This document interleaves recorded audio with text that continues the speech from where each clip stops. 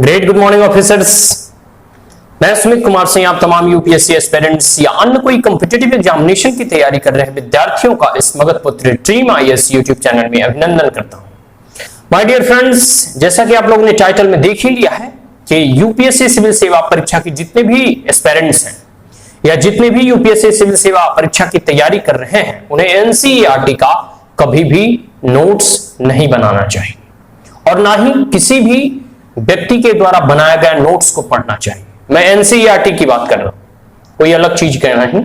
अगर कोई अलग सब्जेक्ट है तो उसके बारे में मैं यहां बात नहीं, सिर्फ और सिर्फ एनसीईआरटी की ही यहां मैं चर्चा कर रहा हूं। इसके कुछ मैं कारण बताना चाहता हूं आपको कि क्यों नहीं बनाना चाहिए और क्यों नहीं दूसरे का नोट्स पढ़ना चाहिए। देखिए, जितने भी यूपीएससी सिविल सेवा की तैयारी कर रहे हैं सबके द्वारा आपने सुना होगा कि एनसीईआरटी को जरूर पढ़ना चाहिए। इसके कुछ कारण हैं।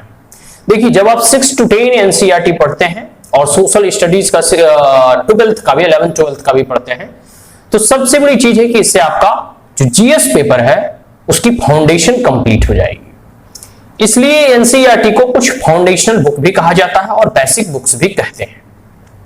अगर आप नोट्स पढ़ते हैं तो आपको सही से समझ में नहीं आएगा। पहली चीज वह इसलिए क्योंकि नोट्स जो है उसके द्वारा जो बनाया गया है वो अपने द्वारा इंपॉर्टेंट लाइनों को सिलेक्ट करके उस नोट्स में लिखेगा।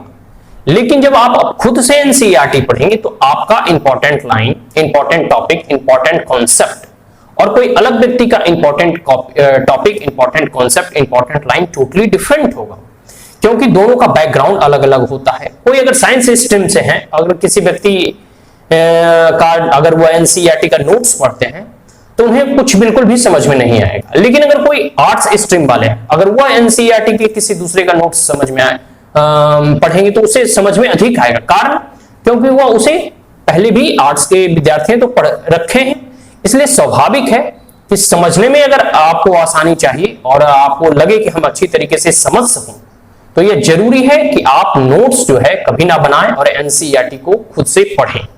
और इसके पढ़ने के बहुत लाभ होंगे। पहली बात तो है कि एनसीईआरटी जो है एक कमिटी के द्वारा लिखा गया है, एक नेशनल लेवल की बुक है। पूरी के पूरे जितने भी राष्ट्रीय स्तर का बुक है, और चाहे नॉर्थ हो, साउथ हो, ईस्ट हो, वेस्ट हो, कच्छ से लेकर कन्याकुमारी तक, ठीक है जी, हर जगह जो है इससे बुक्स का कह सकते हैं कि इक्वली वे में एसेसिबल है और इक्वली डिस्ट्रीब्यूटेड है और सबका कंटेंट मोर और लेस सेम है। थोड़ी बहुत अगर रीजनल डिफरेंसेस हो तो मैं वो नहीं कह सकता, लेकिन ये राष्ट्रीय स्तर की पुस्तक है।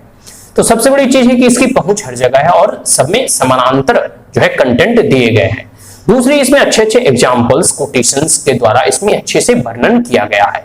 तीसरा, इसमें इंपॉर्टेंट चीज है कि ये जो है किसी एक इंडिविजुअल के द्वारा नहीं लिखा गया, ये पूरे के पूरे कमिटी के द्वारा लिखा गया है। तो इसमें बहुत सारे professors, scholars, historians, geographers, archaeologist जितने भी थे ये सबने मिलकर इसको तैयार किया है। तो इसलिए भी इसकी जो अहमियत है वो अधिक है। ठीक है जी। फिर आप आंसर राइटिंग में अगर कहीं एनसीईआरटी को कोट करते हैं तो इसमें आपको कह सकते हैं कि आपके आंसर की क्रेडिबिलिटी को अधिक जो है बढ़ा देती है, रिलायबिलिटी बढ़ा देती है। अगला अगर इसके इंपॉर्टेंस समझूं तो एनसीईआरटी जो बुक्स हैं, ठीक है जी, वो बुक जो है सिंपल भाषा में, कोई एकदम कह सकते हैं कि शेक्सपियर की तरह इसमें इंग्लिश नहीं है, सिंपल लैंग्वेज में दिया गया है। ठीक है जी। और ये हिंदी, इंग्लिश और में अवेलेबल भी है। ठीक है जी।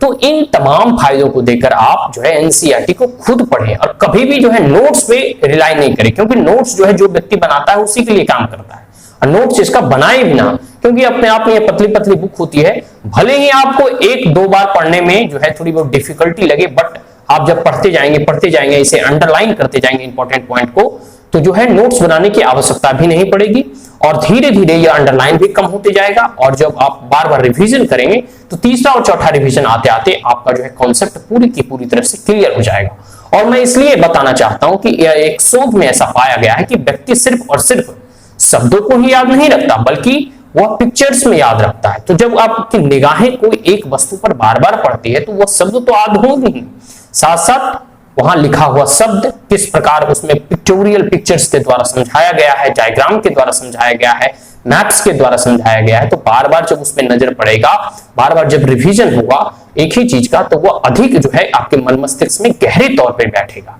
कोई नोट्स वगैरह में कह सकते हैं उसकी रिलायबिलिटी नहीं होती, बिकॉज एनसीईआरटी अपने आप में जो है एक नोट्स है।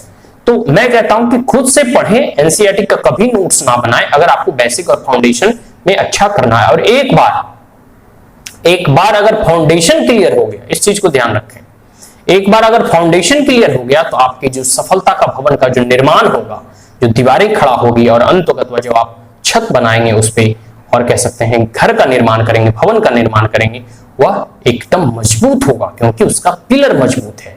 तो सबसे पहले अपने बेसिक बुक्स जो है एनसीईआरटी, जो पिलर और फाउंडेशनल बुक्स हैं, उसको अच्छी तरीके से पढ़ें, उसके कॉन्सेप्ट को क्लियर करें और कभी भी एनसीईआरटी के नोट्स ना बनाएं और ना किसी के द्वारा बनाए गए एनसीईआरटी नोट्स पे कह सकते हैं रिलाई करें या फिर उस पर भरोसा करें, क्योंकि सबके स्ट्रेंथ और वीकनेसेस अलग अलग होते हैं।